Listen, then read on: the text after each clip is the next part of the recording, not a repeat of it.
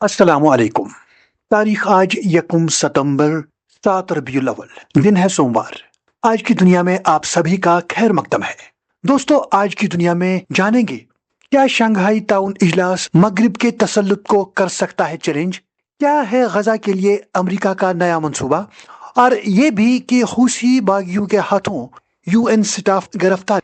दोस्तों, इसके अलावा और भी अहम आलमी खबरें आपके लिए लाए हैं, लेकिन शुरू करने से पहले आपसे यही कहेंगे कि अगर आपने अभी तक चैनल सब्सक्राइब नहीं किया तो फौरन सब्सक्राइब करके तमाम अहम आलमी खबरों से बाखबर रहें। तो आइए शुरू करते हैं। चीन के शहर तियानजिन में होने वाली SCO समिट में आलमी ताकतों के नए महाज की झलक साफ दिखाई दी है। चीनी सदर शी जिनपिंग ने अपने खिताब में ऐलान किया कि चीन SCO डेवलपमेंट बैंक के कयाम को तेज करेगा और आइंदा 3 बरसों में रुकन ममालिक को $1.4 अरब के कर्जे फराहम करेगा। उन्होंने कहा कि दुनिया को सर्द जंग की सोच और ताकत के जोर पर बदमाशी की रौश से निकलकर एक मुनसिफाना कसीर कुतबी निजाम अपनाना होगा।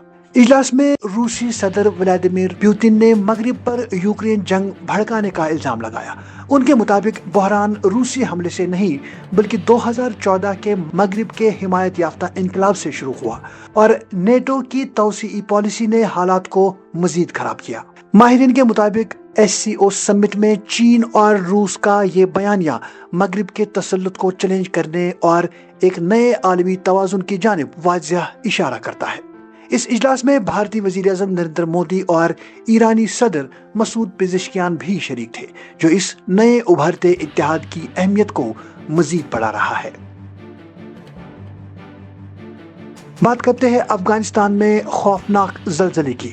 अफगानिस्तान के सूबे कन्नड़ और नंगरहार में रात गए आने वाले शदीद जलजले ने तबाही मचा दी है। अमेरिकी जियोलॉजिकल सर्वे के मुताबिक जलजले की शिद्दत 6 और गहराई 8 किलोमीटर थी। जलजले के नतीजे में अब तक 800 से ज्यादा अफराद जान बहक और 2500 से ज्यादा अफराद जख्मी हो चुके हैं। ये अफगानिस्तान की हालिया बरसों का सबसे ताकतवर जलजला करार दिया जा रहा है। भारतीय वजीर आज़म नरेंद्र मोदी ने मुतासरीन से हमदर्दी का इजहार किया और इमदाद की पेशकश की है। वॉशिंगटन पोस्ट के मुताबिक ट्रंप इंतजामिया एक मंसूबे पर गौर कर रही है, जिसके तहत अमेरिका गजा पर मुकम्मल कंट्रोल हासिल करेगा और कम से कम 10 साल तक बतौर ट्रस्ट इलाका इसकी निगरानी करेगा। मंसूबे में गजा की 2 मिलियन आबादी को आर्जी तौर पर बेदखल करने की तजवीज़ है, या तो रजाकाराना हिजरत के जरिए दूसरे ममालिक में या फिर गजा के अंदर महदूद और महफूज इलाकों में। इस मंसूबे का मकसद गजा को मिडिल ईस्ट की राइवेरिया में बदलकर इसे टूरिज्म रिजॉर्ट और हाई टेक हब बनाना बताया गया है। यमन के हूसी बागियों ने सना और अल हदीदा में छापों के दौरान 11 UN स्टाफ को हिरासत में ले लिया है। UN secretary general Antonio Guterres ने फौरी और गैर मशरूत रिहाई का मुतालबा करते हुए कहा है कि ये गिरफ्तारियां मनमानी और नाकाबिल कबूल हैं।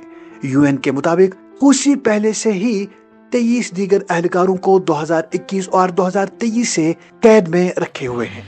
एतवार को हूसियों ने यूनिसेफ और WPF के दफातर पर भी छापे मारे और कई मुलाजमीन को गिरफ्तार किया। हूसी ग्रुप माजी में इंसानी हमदर्दी की तंजीमों पर जासूसी के इल्जामात लगाता रहा है, जिन्हें UN ने हमेशा मुस्तरद किया है।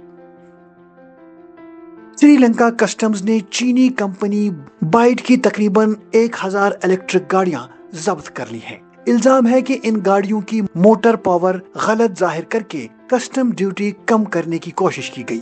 जुलाई में भी इसी कंपनी की एक खेप रोकी गई थी, जिसे बाद में अदालत के हुक्म और 3 अरब श्रीलंकन रुपए के बैंक गारंटी के बाद जुज़वी तौर पर रिहा किया गया था। अब नई खेप की गाड़ियां मजीद टेस्टिंग और इन्वेस्टिगेशन तक कस्टम्स की तहवील में रहेंगी। और दोस्तों, आखिर पर यह खबर कि इंडोनेशिया में तलबा और सिविल सोसाइटी ग्रुप्स ने एक हफ्ते से जारी एहतजाजी मुजाहरे खत्म करने का ऐलान कर दिया है। ये मुजाहरे अरकान पार्लियामान की मुराद और पुलिस के सख्त रद्द-ए-अमल के खिलाफ थे, जिनमें एक टैक्सी ड्राइवर की हलाकत के बाद शिद्दत आई। हफ्ते भर जारी तशद्दुद में 8 अफराद जाँ बहक हुए, जबकि कई सरकारी इमारतों और सियासी रहनुमाओं के घरों को नजर आतश किया गया। صدر پربھو سبیانتو نے اعلان کیا ہے کہ سیاسی جماعتیں اراکین پارلیمان کی مراد کم کریں گی اور سیکورٹی فورسز کو فسادیوں کے خلاف سخت کارروائی کا حکم دیا جائے گا سخت کارروائی کا حکم دیا گیا ہے۔ تو دوستو، آج کی دنیا میں اتنا ہی۔